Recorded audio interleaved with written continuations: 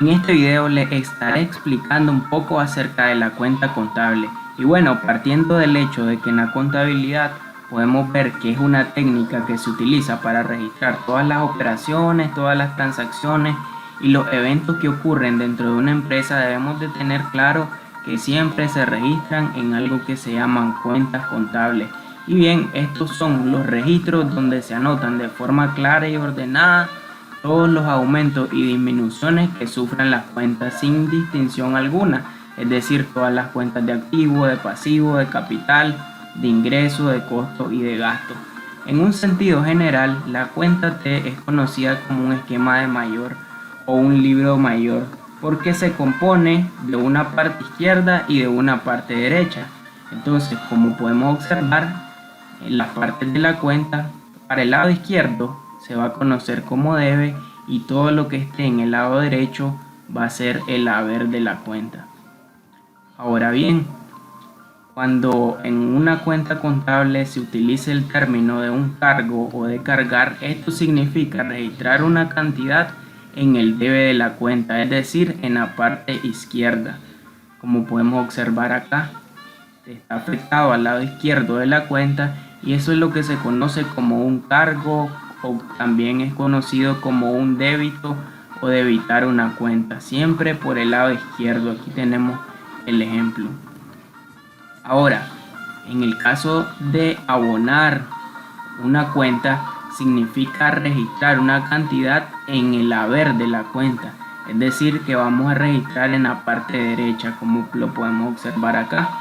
Anteriormente era el lado izquierdo, era el debe de la cuenta. En este caso, un abono o abonar una cuenta es cuando se afecta por el lado derecho y también se designa como un crédito o acreditar. Se le puede dar cualquier terminología siempre que se registre al lado derecho. Ahora, los movimientos. ¿Cuáles son los movimientos de una cuenta? Van a ser toda la suma de los cargos y la suma de los abonos, es decir, esto que nosotros tenemos por acá señalado. Toda la sumatoria de estos cargos me va a generar eso que se llama movimiento. Y bueno, esos movimientos, una vez que yo los sumo, puede resultar o un movimiento deudor o un movimiento acreedor. Pero básicamente, movimiento se le llama a toda la sumatoria, ya sea de mis cargos o ya sea la sumatoria de mis abonos. Y puede resultar, como les decía, deudor o un movimiento acreedor. Ahora el saldo, hay que identificar el saldo de la cuenta y este va a ser la diferencia entre los movimientos deudores y acreedores.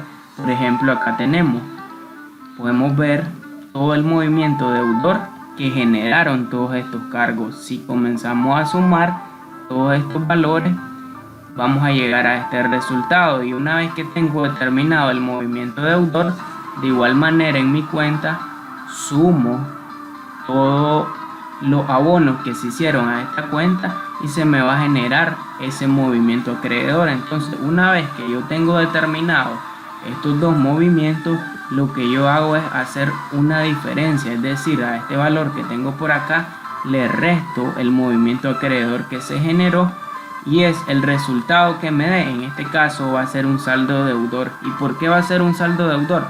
Bueno, porque si ustedes observan, el movimiento deudor es mayor al movimiento acreedor, entonces depende de eso va a ser el saldo que a mí se me genere. Entonces si el movimiento deudor es mayor que el acreedor, se me genera un saldo deudor. ¿Cuándo va a ser un saldo acreedor? Bueno, una cuenta va a tener saldo acreedor cuando el importe del movimiento acreedor sea mayor que el deudor. Este es el caso contrario, podemos verlo por acá. Una vez que sumamos todos los cargos, determinamos el movimiento deudor, sumamos todos los abonos, determinamos el movimiento acreedor, vemos claramente que el movimiento acreedor es mayor al movimiento deudor, por lo que al determinarlo mediante la diferencia nos va a generar un saldo acreedor. Y también debemos de tener en cuenta el término de cuenta saldada, cuando se salda una cuenta. Y es que una cuenta está saldada cuando el importe de la sumatoria del movimiento deudor es igual a la sumatoria del movimiento acreedor. Es decir, si yo comienzo a sumar todos los cargos de una cuenta de este ejemplo, podemos ver que llegamos a mi movimiento deudor.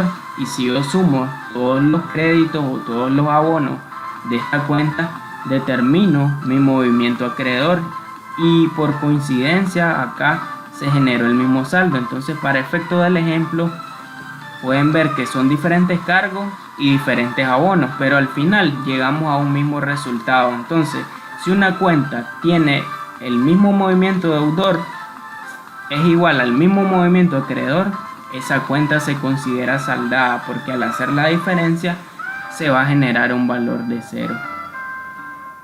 Bueno, les invito a que se suscriban a este canal para seguir obteniendo mayor información contable.